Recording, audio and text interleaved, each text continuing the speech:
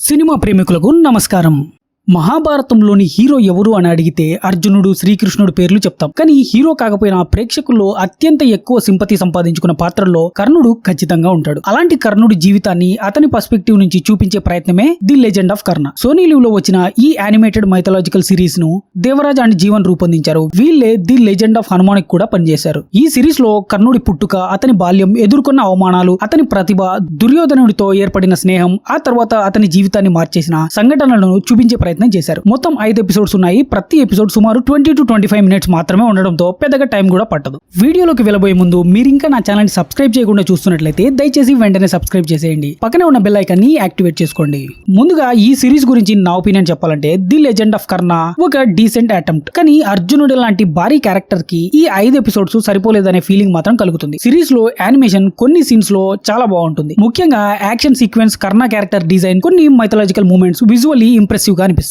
కానీ ప్రాబ్లం ఏంటంటే కథను చాలా త్వరగా తీసుకెళ్లారు. కర్ణుడి జీవితంలో చాలా ఇంపార్టెంట్ మూమెంట్లు ఉన్నాయి. అతని జననం నుంచి మొదలు పెడితే సూతపుత్రుడిగా ఎదుర్కొన్న వివక్ష, గురువుల దగ్గర విద్య నేర్చుకోవడానికి పడిన కష్టాలు, అతని అంబిషన్, దుర్యోధనుడితో ఫ్రెండ్షిప్, ఇవన్నీ చాలా డెప్త్ తో చూపించాల్సిన విషయాలు. కానీ ఈ సిరీస్ వాటిని ఎక్కువగా సర్ఫేస్ లెవెల్లోనే టచ్ చేస్తుంది. ఇంకో డ్రాబ్యాక్ స్క్రీన్ ప్లే. కొన్ని చోట్ల క్యారెక్టర్స్ చాలా బేసిక్ గా అనిపిస్తారు. ఎమోషనల్ డెప్త్ కూడా ఎక్స్పెక్ట్ లెవెల్లో ఉండదు. అందుకే మహాభారతం గురించి ఆల్రెడీ తెలిసిన వాళ్ళకి ఇది పూర్తిగా కొత్త ఎక్స్పీరియన్స్ ఇవ్వకపోవచ్చు. అయితే మైథాలజీ, యానిమేషన్ మరియు కర్ణ క్యారెక్టర్ మీద ఇంట్రెస్ట్ ఉన్న వాళ్ళు మాత్రం ఒకసారి చూడొచ్చు. ఇక స్టోరీ విషయానికి వస్తే అందరికీ తెలిసిందే. కథ కర్ణుడి పుట్టుకతో మొదలవుతుంది. కుంతికి సూర్యదేవుడి అనుగ్రహంతో కర్ణుడు జన్మిస్తాడు. కానీ పరిస్థితుల కారణంగా చిన్న వయసులోనే అతను తన తల్లికి దూరమై సారథి కుటుంబంలో పెరుగుతాడు. అక్కడి నుంచి కర్ణుడి జీవితంలో అతి పెద్ద సమస్య మొదలవుతుంది. అతనిలో గొప్ప యోధుడిగా మారే ప్రతిభ ఉన్నప్పటికీ అతని జన్మ గురించి సమాజం పెట్టిన ముద్ర అతనిని ఎప్పటికప్పుడు వెనక్కి లాగుతుంది. కానీ కర్ణుడు మాత్రం తన పరిస్థితులకు లొంగిపోడు. తన ప్రతిభను నిరూపించుకోవాలని ప్రయత్నిస్తాడు. అదే సమయంలో అతని జీవితంలో దుర్యోధనుడు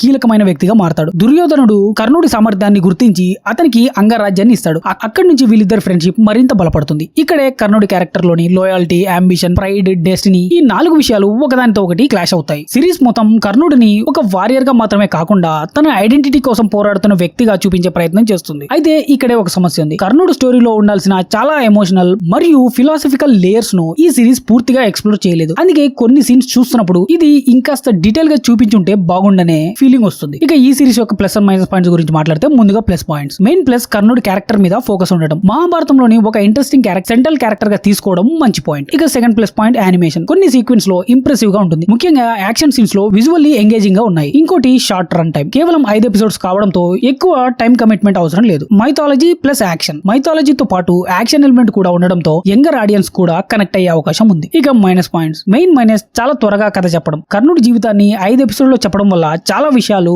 రష్డ్ గా అనిపిస్తాయి. ఇంకోటి క్యారెక్టర్స్ కి డెప్త్ తక్కువ. కర్ణుడి క్యారెక్టర్ లో ఉన్న ఎమోషనల్ కాన్ఫ్లిక్ట్ ను ఇంకా బాగా ఎక్స్ప్లోర్ చేయాల్సింది. కొన్ని సీన్స్ ఇంట్రెస్టింగ్ గా ఉంటే మరికొన్ని సీన్స్ చాలా బేసిక్ గా అనిపిస్తాయి. మహాభారతం ఫ్యాన్స్ కి కొత్తగా అనిపించకపోవచ్చు. కర్ణుడి స్టోరీ ఇప్పటికే తెలిసిన వాళ్ళకు కొత్త పర్స్పెక్టివ్ చాలా లిమిట్ గా అనిపించే అవకాశం ఉంది. ఇక ఫైనల్ వర్డిక్ట్ ఏంటంటే ఓవరాల్ గా చూసుకుంటే ది లెజెండ్ ఆఫ్ కర్ణ ఒక decent animation mythology series. Animation బాగుంది, కాన్సెప్ట్ ఇంట్రెస్టింగ్ గా ఉంది. కర్ణ క్యారెక్టర్ మీద ఫోకస్ చేయడం కూడా మంచి ఐడియా. కానీ కర్ణుడు లాంటి కాంప్లెక్స్ క్యారెక్టర్ ని కేవలం 5 షార్ట్ ఎపిసోడ్ లో సరైన డెప్త్ ఇవ్వడం కష్టం. అదే ఈ సిరీస్ కి బిగ్గెస్ట్ వీక్నెస్. అందుకే మహాభారతం, మైథాలజీ, యానిమేషన్ సిరీస్ ఇష్టపడే వాళ్ళు ఒకసారి ట్రై చేయొచ్చు. కానీ ది లెజెండ్ ఆఫ్ హనుమాన్ లాంటి ఎంగేజింగ్ ఎక్స్పీరియన్స్ ఎక్స్పెక్ట్ చేస్తే మాత్రం కొంచెం డిసప్పాయింట్ కావచ్చు. ఇక ఈ సిరీస్ కి నేను ఇచ్చే రేటింగ్ 2.5 out of 5. ఇది కేవలం నా ఒపీనియన్ మాత్రమే. ఇక ఈ రివ్యూ మీకు నచ్చినట్లయితే ఈ వీడియోకి ఒక లైక్ చేసుకుని మీ ఫ్రెండ్స్ అండ్ ఫ్యామిలీ మెంబర్స్ తో షేర్ చేసి ఇలాంటి మంచి కంటెంట్ వీడియోస్ కోసం మా ఛానల్ ని సబ్స్క్రైబ్ చేసి పక్కన ఉన్న బెల్ ఐకాన్ ని యాక్టివేట్ చేసుకోండి. Thank you for watching. జై హింద్.